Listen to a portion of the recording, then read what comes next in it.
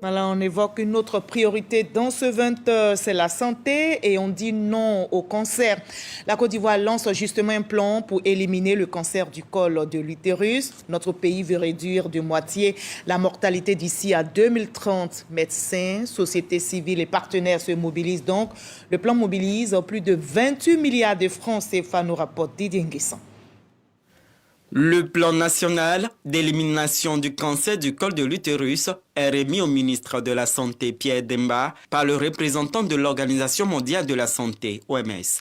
Ce plan, adopté de manière consensuelle avec les acteurs publics et privés en charge de la lutte contre le cancer du col de l'utérus, servira de feuille de route pour les 6 prochaines années. Faire en sorte que 90% des jeunes filles soient vaccinées, que 55% des femmes puissent être dépistées. Et parmi ces 55% des femmes dépistées, nous puissions traiter 90% des lésions précancéreuses.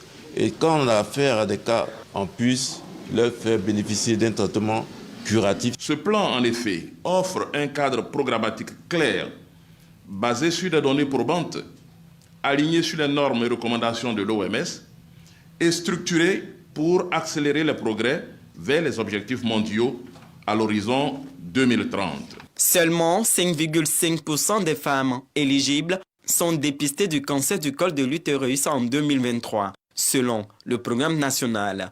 La maladie fait 2360 nouveaux cas chaque année avec 1461 décès. C'est l'équivalent de 4 femmes qui meurent chaque jour. Ce plan permettra de réduire de 50% le taux de mortalité. La meilleure innovation en santé, c'est la prévention.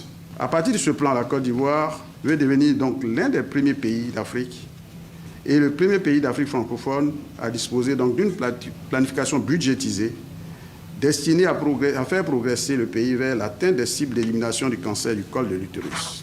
Sur les 28 milliards 100 millions de francs CFA attendus, 45% seront mobilisés auprès des bailleurs de fonds internationaux, 20% proviendront du secteur privé et 35% de fonds publics.